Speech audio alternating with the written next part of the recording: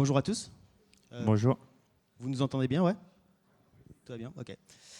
Alors aujourd'hui, on va vous parler d'automatisation sur mesure en no-code et pour le SEO parce qu'on est au SEO Camp.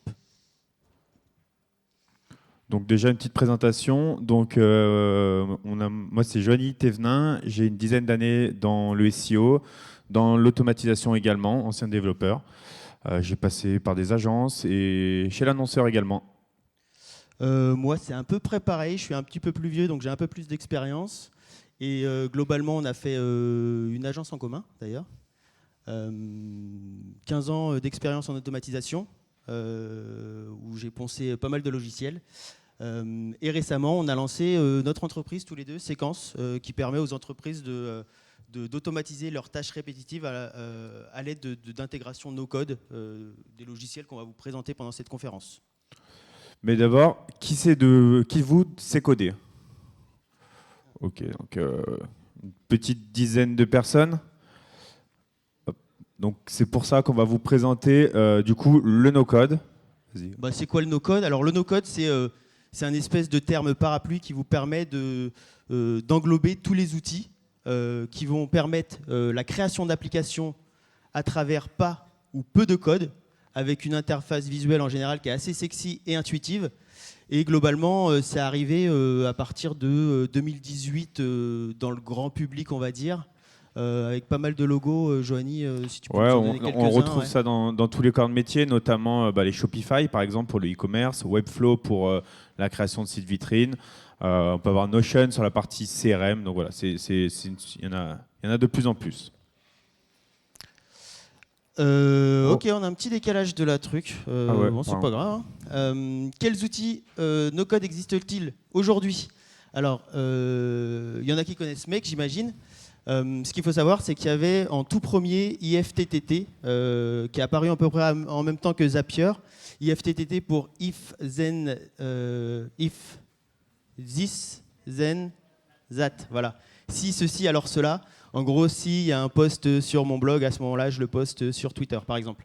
Ça, c'est un des premiers logiciels no-code qui est apparu, avec Zapier qui est hyper connu.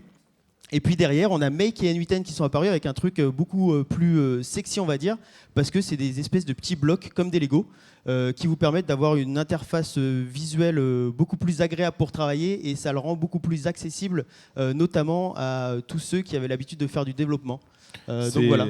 Ouais, c'est des outils qui sont tous au moins en freemium, voire certains gratuits, notamment N8N qui est gratuit et conforme à la RGPD, open source, donc on peut l'installer sur ses serveurs pour ceux qui ont des problématiques de RGPD. Les autres, comme Make et Zapier, ils ont des offres, des plans aussi chers, très chers, mais qui sont compliant, RGPD compliant. On parle de 10 000 €, je crois, chez Make pour être compliant RGPD.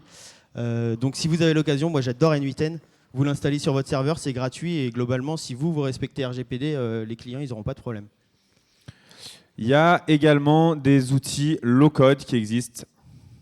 Les outils low-code, alors Zenoposter, s'il y a des développeurs ici ou des bricoleurs, normalement, vous devez connaître. Et RoboMotion. Alors ça sert à quoi le low-code par rapport au no-code? Là, on est sur des interfaces qui sont un peu plus complexes, où on va taper des fois un petit peu de code, mais c'est surtout on va pouvoir émuler un navigateur. C'est-à-dire qu'on va pouvoir dire bon, ouvre-moi cette fenêtre de mon navigateur, clique sur ce bouton, ce qu'on ne peut pas faire avec les éléments no-code. Donc Zenoposter sur Windows, RoboMotion sur Linux, Mac, Windows, à partir de 69 $ par mois, et puis Zenoposter, c'est des SaaS. C'est des abonnements. Il faut savoir que les deux sont compatibles. On peut faire un début d'automatisation avec des outils comme Zenoposter, puis derrière terminer l'automatisation avec Zapier ou Make, etc. Mais du coup, est-ce que le no-code, on a besoin de coder? Du coup, on vous disait non. Par contre, la chose la plus importante, c'est avoir une compréhension logique des algorithmes.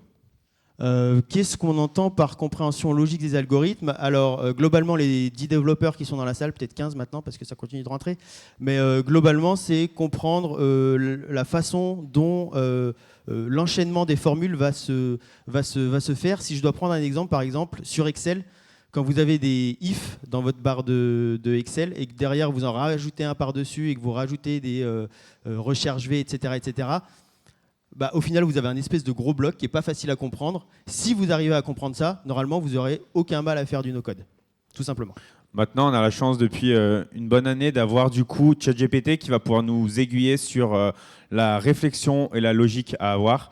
Notamment, on va pouvoir l'utiliser pour faire ce qu'on appelle du JavaScript. Le JavaScript, c'est un langage qui est utilisé généralement, qui est compris par les outils no-code, et donc qui vont permettre d'aller un petit peu plus loin pour nous débloquer. Ouais, et ce que je voulais rajouter sur le JavaScript, c'est que pour le no-code, vous n'avez pas besoin de savoir l'écrire, vous avez juste besoin de savoir de le comprendre. Donc c'est une petite différence, mais globalement, si vous arrivez à comprendre la logique qu'il y a dans le JavaScript, derrière, vous faites faire le travail par ChatGPT, ça suffit largement. Et par rapport à, on l'a pas mis là, mais par rapport à des POC, donc des MVP par exemple, on sait qu'on est entre 2 voire 10 fois plus rapide pour lancer un MVP en no-code qu'en dev pur et dur. Donc vous pouvez tester votre POC, il y a pas mal de devs qui se mettent justement au no-code pour tester les POC, puis ensuite derrière... Pour lancer des SaaS, des outils web, etc., on en connaît des Français qui ont commencé leur logiciel sur du no-code avant de le faire développer par un développeur pour des questions de scalabilité, on va dire, et de RGPD, de sécurité, je ne sais pas pourquoi. Bon, maintenant, on va vous parler de la checklist à automatiser. Alors déjà, la première chose à savoir, c'est à savoir si une tâche doit être automatisée, c'est est-ce que j'ai déjà fait la tâche plus de 3 fois cette semaine. Généralement, si on fait plus de 3 fois la tâche cette semaine... Une grosse tâche dans le mois, enfin c'est une question d'heures. Si vous répétez la tâche de temps en temps, vous faites souvent des rapports SEO, vous faites des choses comme ça, à ce moment-là, bon... Est-ce que je n'ai pas de valeur ajoutée, donc il y a pas mal de tâches où on a zéro plus-value à le faire. Donc voilà, ça c'est ceci un critère. Et surtout, jongler entre plusieurs outils. Quand on doit jongler entre la suite, je ne sais pas, Google, Slack, des outils comme SEMrush et compagnie. Et comme le disait Elliot, je ne sais pas s'il est dans la salle, mais si un stagiaire peut le faire, eh ben, un script doit le faire. Alors, avant de vouloir automatiser, qu'est-ce qu'il faut faire ? Ultra important, définir vos process manuels.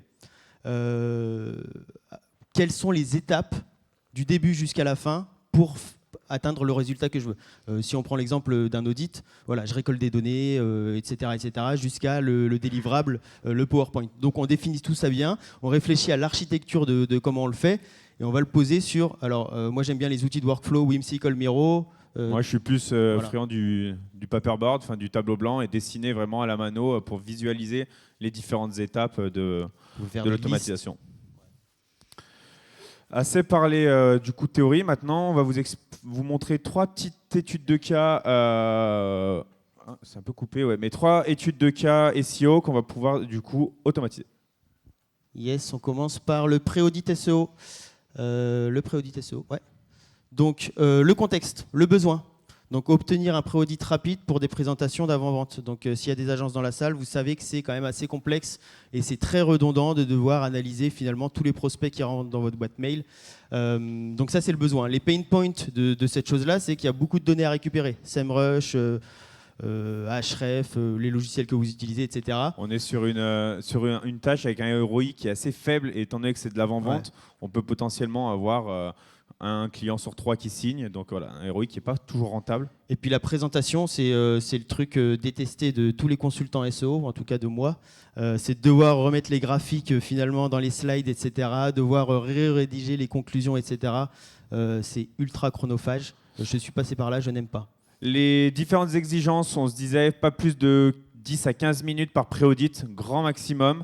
Un livrable à la charte demandée, du coup, donc qui soit charté. Et surtout, la suite Google, Google Sheet, Google Slide, Google Doc et compagnie. Qu'est-ce qu'on rentre dans notre formulaire ? Donc là, ce qu'on a décidé de faire pour commencer le no-code, c'est de faire un formulaire. On va rentrer les URL des concurrents. Donc on identifie 2-3 concurrents. Là, c'est votre valeur ajoutée finalement. Vous essayez de voir qui sont en concurrence avec le prospect que vous avez.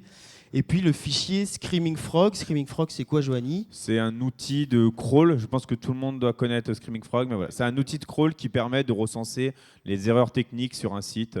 Pas mal de données techniques, de temps, etc. Donc là, nous, on a décidé, on met les concurrents, on met le fichier Screaming Frog que vous avez, l'export que vous avez en sortie. Et puis on génère l'audit. Ça se passe comment ? Du coup, on va vous expliquer de manière simplifiée le processus. Donc là, on voit bien, on a mis le petit bonhomme pour identifier les actions manuelles. On part de Tally. Alors, je ne sais pas s'il y en a qui connaissent Tally. C'est un outil pour générer des formulaires qui est gratuit, qui est assez intuitif. C'est comme Google Form en fait, mais en plus beau. Ouais. Du coup, voilà. Donc, on vous a fait voir l'input avant. Ensuite, en automatique, on va utiliser GTmetrix, qui est un outil de temps de chargement, de test de rapidité du site. On va aller récupérer du coup le temps de chargement du site. On va du coup analyser différentes erreurs techniques dans Screaming Frog, notamment les 404, les 301, les titles qui sont pas bonnes, le robot.txt, est-ce que le sitemap est OK, voilà, plusieurs erreurs. Et puis derrière, on passe sur ce qu'on appelle une boucle. C'est une redondance. Donc c'est en gros, vous aviez vu, on avait rentré plusieurs concurrents. On avait notre prospect. Alors grâce au crawl Screaming Frog, on a pu récupérer son URL. Donc là, on a prospect et concurrents et on va tous les passer dans un outil qui s'appelle Alloscan, qui est développé par un Français, un SEO français, et qui va nous permettre notamment de récupérer pas mal de données sur les mots-clés positionnés, sur les URL positionnés, etc. Donc il y a énormément de données à les récupérer.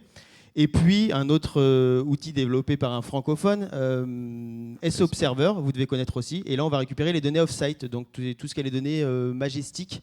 Je crois, le nombre de backlinks, le nombre de referring domain, le TF, etc. Toutes les datas qui nous importent. Et ça, finalement, on le fait pour les 3, 4, 5, 10 concurrents, plus le prospect. Ça nous permet d'avoir une espèce de source de données assez énorme avec déjà le crawl Screaming Frog, plus toutes ces données on-site, de position et off-site. Ensuite, on va utiliser OpenAI pour générer des conclusions. Donc, c'est des prompts qui sont assez complexes, mais à l'aide de différents prompts et du coup, la data qu'on lui a fournie, on va pouvoir lui dire rédige plus ou moins des conclusions en fonction de ce qu'on a dit. Alors, ce qu'il faut savoir, c'est que ça, c'est une brique, mais c'est ce qui prend globalement le plus de temps à faire le prompt pour ce petit truc-là. On ne va pas vous le détailler, mais globalement, on va commencer à regarder les erreurs techniques, on va regarder les mots-clés positionnés pour faire une analyse de la thématique, etc. Donc, il y a plusieurs briques, finalement, ChatGPT pour pouvoir faire, à la fin, plusieurs slides. Du coup, après, on fait un template de slide qui est plus ou moins toujours le même en fonction des conclusions. Derrière, on va aussi ajouter les graphiques qui ont été automatiquement générés en fonction des datas qui ont été récupérées dans Screaming Frog et compagnie. Puis, on envoie un email et en fait, on a une validation du consultant et la réelle valeur ajoutée, en fait, elle est ici du consultant. C'est d'analyser déjà que les conclusions sont bonnes ou alors les enrichir. Voilà, il ne faut pas... Vas-y. Ouais, le but d'une automatisation, il faut quand même le dire, c'est pas de remplacer votre travail. Le but, c'est de vous faire gagner du temps là où vous faites des tâches finalement qui prennent pas de temps de cerveau. Tout ça, c'est des tâches qui sont tout le temps les mêmes, etc. Et donc nous, ce qu'on aime bien grâce à l'automatisation, c'est que les personnes se concentrent vraiment sur la valeur ajoutée, sur l'expertise, sur l'analyse, sur les conclusions finalement, et juste à retoucher. Sachant que cette petite brique-là, elle fait quand même du beau travail. Le temps d'exécution du processus, entre 5 et 10 minutes. C'est-à-dire que du moment qu'on appuie sur le envoyer au moment où le rapport est généré dans notre boîte mail, on a une dizaine de minutes. Temps de faire un café, quoi. Conclusion sur cette première étude de cas, les différents coûts des outils. Alors, Alloscan, il faut compter une 50aine d'euros par mois. Vous avez droit, je crois, 700 000 mots-clés, donc il y a de quoi faire. 700 000 lignes, c'est assez complet. C'est l'outil le moins cher du marché. Alors, je ne fais pas la pub, je ne suis pas affilié, mais c'est un des outils le moins cher du marché en ce qui concerne les mots-clés par rapport à Ahrefs, SEMrush, etc. En plus, ils ont une belle base en France.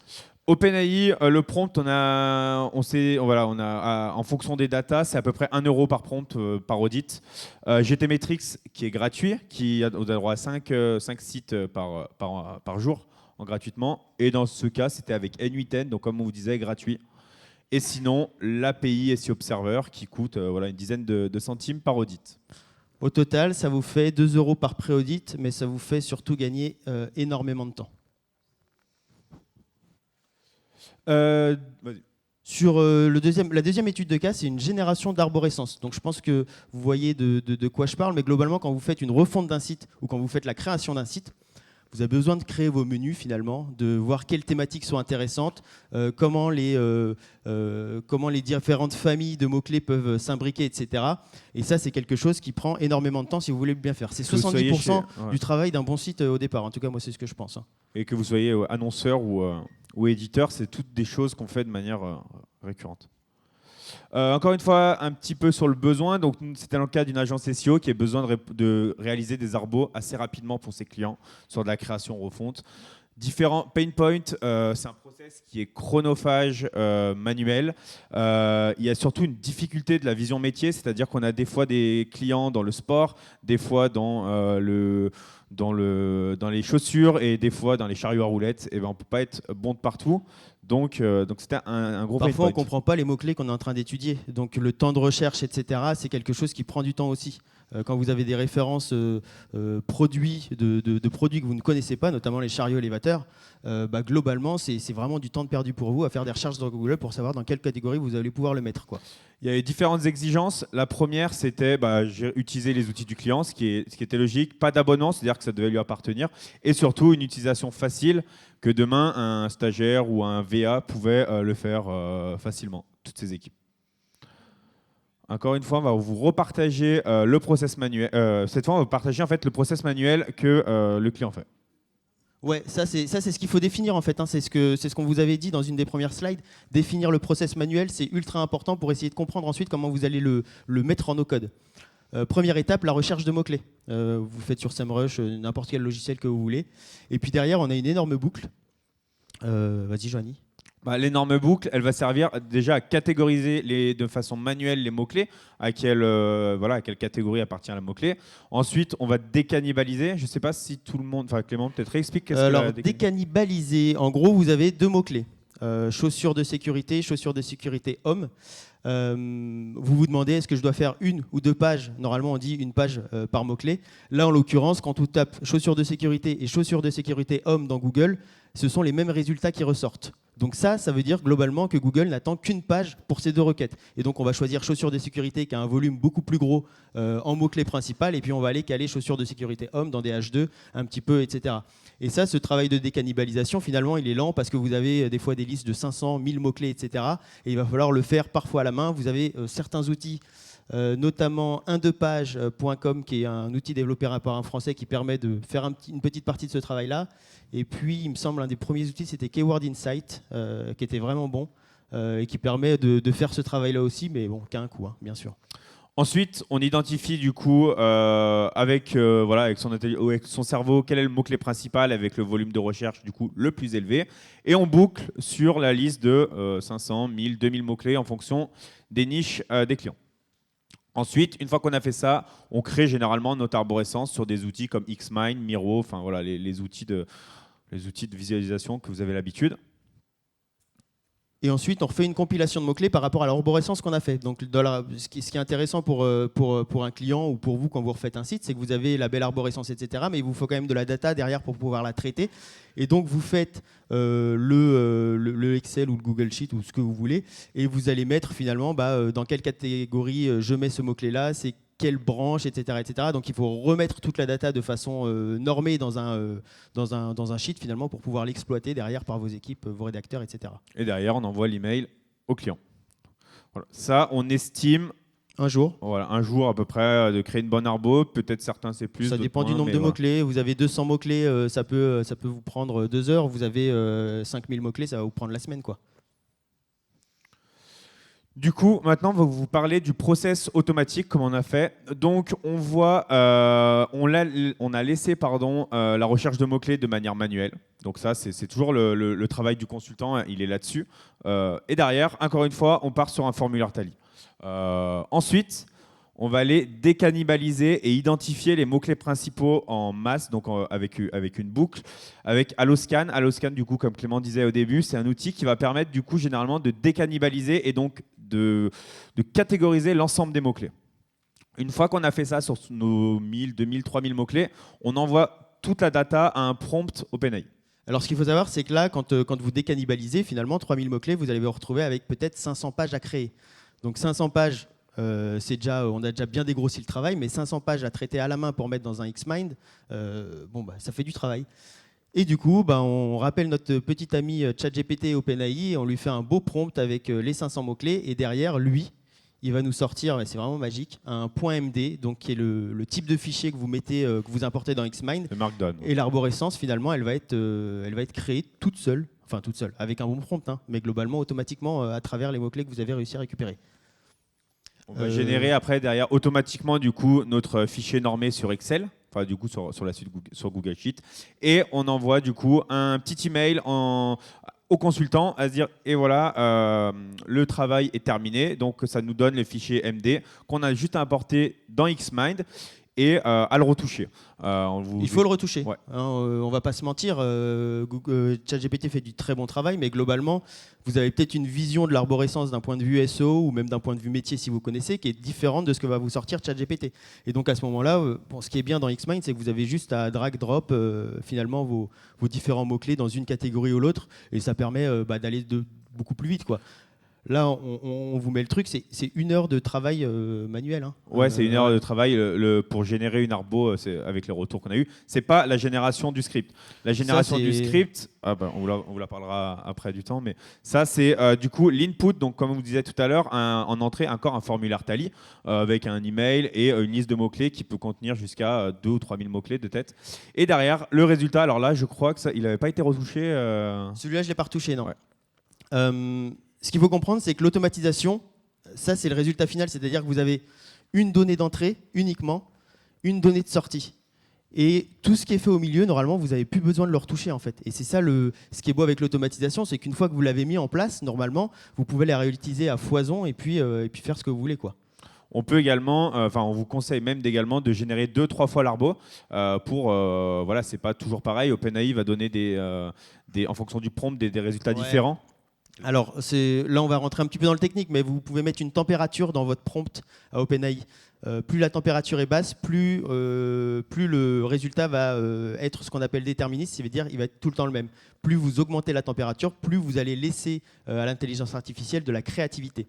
Et donc, il faut juste trouver le juste milieu pour qu'il puisse vous sortir quelque chose qui a du sens, qui est toujours, on va dire, dans la même thématique, catégorie, etc., mais qui peut avoir des petites modifications. Comme ça, vous en générez 3-4, vous prenez la meilleure et puis vous travaillez 30 minutes dessus, vous avez votre arborescence, quoi. Conclusion sur cet outil, on est encore sur HoloScan, 50 € par mois. OpenAI, on estime entre 50 centimes et 1 € le prompt pour générer l'arbo, en fonction de la liste de mots-clés, hein, ça c'est encore une fois. Xmind, c'est gratuit. N8N, encore une fois gratuit. Temps de génération de l'arbo, donc vraiment le script, il met 5 minutes pour tourner, en moyenne. Ça dépend du nombre de mots-clés, mais globalement, pour 1000 mots-clés, c'est 5 minutes. Donc voilà un petit peu temps de faire un café, encore une fois. Et dernière étude de cas, la génération de briefs de rédaction. Je pense que ça, tout le monde fait de la création de contenu.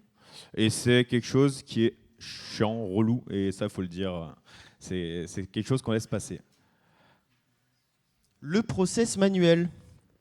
Donc, process manuel, vous avez des petits bonhommes en gris, ça veut dire que c'est manuel. Le listing de mots-clés, donc le listing de mots-clés, c'est les articles que vous avez décidé de rédiger avec votre client. Chaussures de sécurité, baskets de sécurité, etc. Vous avez votre listing dans un fichier Excel. Derrière, vous allez... chacun des mots-clés, faire ses... Pour chacun des mots-clés, ouais. Donc on a toujours la boucle, hein, ça veut dire que ça, on va le répéter encore à chaque fois. On génère un guide Your Text Guru, aussi un outil français par des personnes qui sont là d'ailleurs. Et vous allez créer ce guide, vous allez attendre, je crois c'est 3 minutes, 4 minutes, ça dépend de la charge serveur, et puis vous allez récupérer les données. Et derrière, on va récupérer les PA et les généralement, enfin moi dans mon cas, quand je fais des briefs de rédaction, je vais aller interroger Google pour récupérer les people also ask et les related search, du coup pour donner plus de contexte au rédacteur. Donc ça c'est des résultats. Bon, vous êtes SEO, mais globalement, pour ceux qui ne savent pas, c'est des choses qu'on récupère quand on fait une recherche. Il y a des questions par rapport aux mots-clés, il y a des termes relatifs par rapport aux mots-clés, et ça peut nous aider quand on fait un brief justement à insérer ces mots-clés-là ou ces questions pour rendre l'article plus intéressant pour le lecteur. Généralement, on va aller chercher du maillage interne à la main. On va se dire, bon, quelle est ma page mère, quelle est ma page à linker, etc. Puis, on va créer un brief. On a généralement un template de brief de rédaction qu'on fait sur Word. On l'upload dans le Google Drive, on met à jour notre Excel et on fait ça sur notre liste de 50 mots-clés qu'on envoie derrière au rédacteur. Dans du la création d'un brief, quand on a un bon process, 25 minutes manuellement.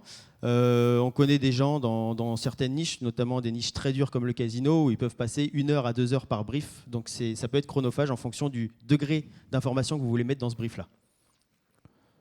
Le scénario. Donc là, dans ce cas, on a utilisé Make, qui est un outil, du coup, comme Zapier, assez visuel. C'est un peu comme des Lego. En fait, on imbrique des briques, justement, pour faire différentes actions. Donc là, la première action, c'est le listing des mots-clés. Il y a un module qui va permettre de lister l'ensemble des mots-clés dans Google Sheet. Ensuite, à l'aide de l'API, du coup, l'API qui va permettre en fait, de se connecter sans l'interface visuelle à l'aide de Your Text Guru, on se connecte, on attend que le brief se fasse et on récupère les datas qui nous intéressent, notamment le score SEO, le danger SEO, voilà, vraiment toutes les datas que vous avez besoin là-dedans. Puis, on va aller scraper Google. Alors, on va scraper Google grâce à des API. Donc des API, c'est des petits services qu'on appelle en ligne de commande, mais surtout qui peuvent se connecter avec tous les logiciels no-code. En l'occurrence, ValueSerp. ValueSerp, vous lui donnez une requête et ça va vous sortir finalement les 10 premiers résultats, plus les PAA, plus les related search, ads aussi. les ads, le local packs, etc. Donc vous pouvez récupérer énormément d'informations grâce justement à ces petites API qu'on peut plugger dans les logiciels no-code. Ici, techniquement, sur Make, c'est ce qui va nous permettre de dire, en fait, boucle, donc récupère l'ensemble des related search et récupère l'ensemble des PA pour me les mettre, en fait, au sein d'une variable, donc d'une variable. Une variable, ça veut dire on les stocke dans un mini document interne, quoi, qui est vraiment pour l'automatisation. Pour le récupérer plus tard. Ensuite, on va générer le maillage interne. Donc là, on va se dire comment on fait du maillage interne en automatique. Vas-y, Clément. Alors moi, j'ai une petite façon qui fonctionne bien. Vous faites site, votre site, et puis vous tapez le mot-clé. Et globalement, vous avez la page qui, normalement, est la plus sémantiquement ou la plus thématiquement proche de votre résultat. Et donc, vous allez pouvoir faire un lien depuis ou vers cette page-là de façon à améliorer finalement un maillage interne ultra thématique sur votre site.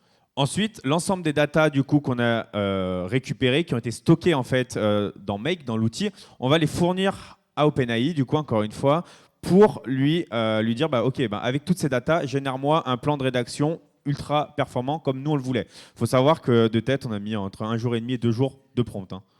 Donc, juste pour créer un prompt qui ressemble à notre plan. En fait, quand vous faites des prompts, alors on ne sera pas forcément les mieux placés pour en parler, mais quand vous faites des prompts, vous avez besoin de tester avec plein de mots-clés différents pour être sûr que finalement la data sort tout le temps de manière normalisée. On a une petite aide maintenant dans les logiciels no-code qui est « sors-moi la donnée en JSON ». JSON, c'est un espèce de format normalisé de données, et donc ça nous aide grandement justement à réduire le temps de prompting qu'on a là-dessus. Ensuite, on crée le brief sous format template avec Google Doc et on update, donc on met à jour notre fichier Excel et on boucle ça. En fait, ces actions se répètent le temps que la liste n'est pas finie. J'ai un temps de génération du process, à peu près 2 minutes pour générer par brief. Le résultat, un fichier Excel assez simple sur de l'audiovisuel. On rentre un sujet d'article, un mot-clé, ça génère le nombre de mots, le site internet et derrière l'URL du doc. Voilà, donc ça c'était pour un cas comme ça. Ce qu'il faut savoir, c'est que ça, globalement, on aurait pu vous faire une petite vidéo, c'est sexy d'ailleurs, ouais. Mais globalement, vous avez ça vide, vous cliquez sur lecture et puis ça va venir se remplir automatiquement et en 10 minutes, vous allez avoir tous vos docs qui sont prêts finalement à envoyer au client, quoi. Conclusion, alors là, dans notre cas, il y avait une petite barrière à l'entrée, notamment sur le coût de l'API Your Text Guru, qui coûte 300 ou 400 € par mois. Voilà. Après, OpenAI, on est à 20 centimes par brief, généralement, en fonction de mais là, nous, c'était une vingtaine de centimes par brief. ValueSerp, donc l'outil pour scraper Google, pour éviter les captcha et compagnie, c'est 2,50 € les 1000 requêtes sur Google. Donc, on n'a pas ramené à la requête, mais...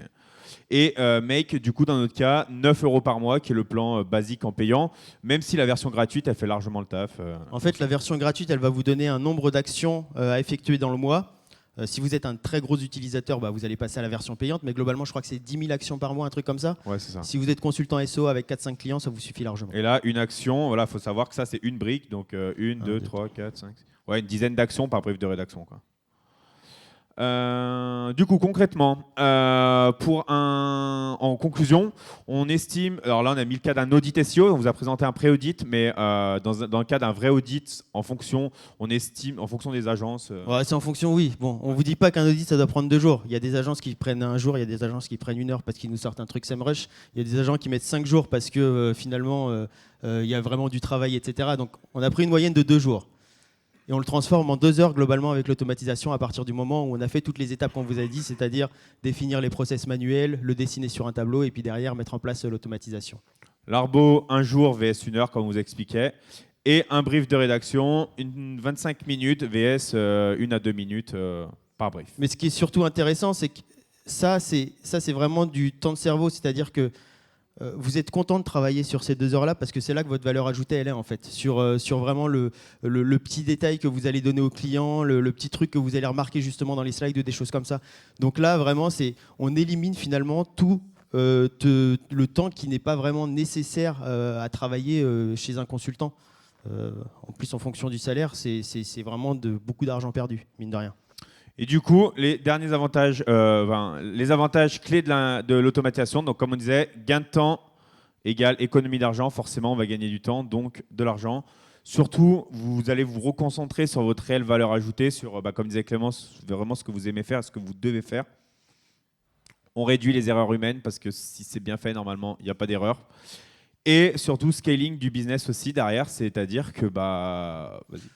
C'est-à-dire que vous allez pouvoir scaler. Et globalement, avec un consultant, aujourd'hui, vous faites peut-être 10 clients, 20 clients dans votre agence.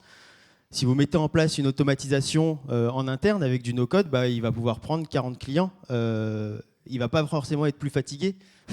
Je vois genre Juan qui n'a pas envie de prendre 40 clients. Mais globalement, vous restez concentré finalement sur la meilleure valeur que vous avez et vous n'êtes pas à faire des tâches répétitives, à devoir aligner des espèces de graphiques sur un PowerPoint, etc. Truc assez chiant, quoi. Donc voilà, merci. Vous pouvez nous contacter sur les réseaux. Oh, la question Alors, mug. Petite question mug. Qui veut un mug? Question mug. Ouais. Question mug, citer... Ah déjà? Ouais, c'est bien. Un mug pour monsieur. Je vais t'en prendre un propre.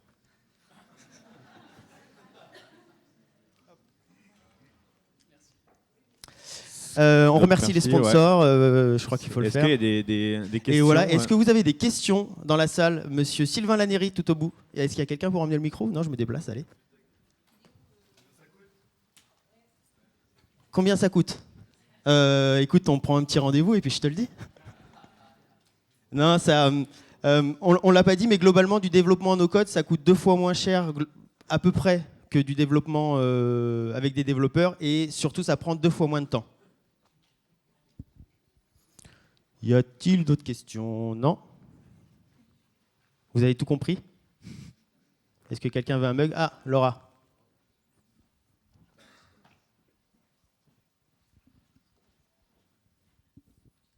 Est-ce que ton audit, tu le vends à ton client au prix des 2 jours ou au prix des 2 heures?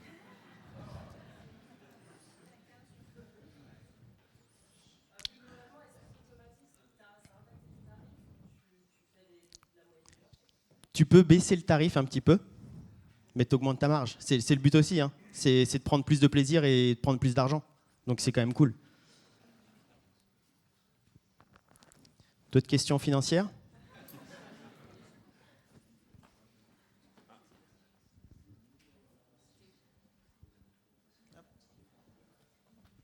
Monsieur Uplix. Merci pour la conf. Moi, je m'interrogeais, je suis plutôt parti sur Make. Voilà. À part l'aspect l'aspect monétaire, parce que quand on le met en effet sur un hébergement N8N, c'est du coup gratuit. Est-ce qu'il y a d'autres intérêts sur N8N, par exemple au niveau des... Parce que Make, du coup, ça va être mis à jour, plus il va y avoir une maintenance, ça va tenir, ton serveur il tombe pas, etc. Donc, alors, petit comparatif sur N8N pour me donner... C'est simple, Johanny fait du Make, moi je fais du N8N, on se marche pas dessus, mais globalement, moi ce que j'aime bien dans N8N, c'est que tu peux mettre énormément de JavaScript, ce que tu peux faire dans Make, mais je crois que tu dois payer du temps de machine en plus, et tu peux mettre du Python dans N8N. Donc pour les ex-développeurs qui passent au no-code, c'est quand même plutôt sympa. Parce que tu peux, en tout cas pour moi, l'arbre des possibles est beaucoup plus élevé sur N8N.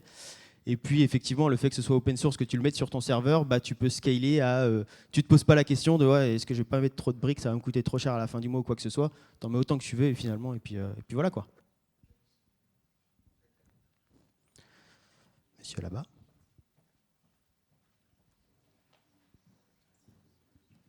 C'est encore une question sur l'argent. Ouais, sur l'argent.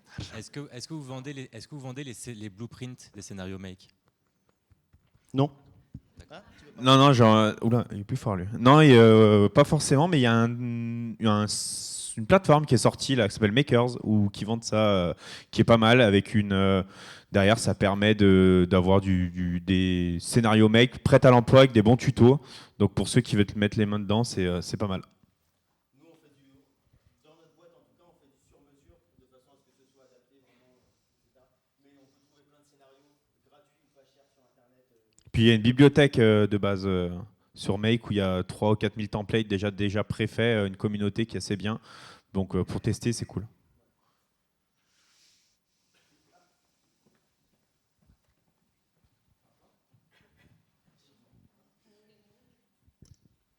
Bonjour. Pour le coup, j'avais une question par rapport au maillage interne automatisé. Vous en avez parlé, mais de manière très brève. Du coup, c'est pour savoir, est-ce que c'est quelque chose que vous avez mis en place dans vos process, et si oui, comment? Enfin, si vous avez des tips ou autre. Alors, pour les clients, oui. C'est-à-dire qu'eux, ils aiment bien qu'on leur prémâche le travail, qu'on leur dise OK, vers quelle page, etc. On va faire le lien, ou vers quelle page on reçoit le lien, quels sont les meilleurs. Il y a plein de logiciels aujourd'hui, d'outils SaaS qui permettent aussi de faire du maillage interne. Après, moi, personnellement, je passe par Link Whisper, qui est aussi un outil finalement automatisable de maillage interne. Et puis Linkly, qui est son petit frère finalement à LTD, Lifetime Deal, pour les plus rares d'entre nous. Hop. Pour la petite dame Mélina.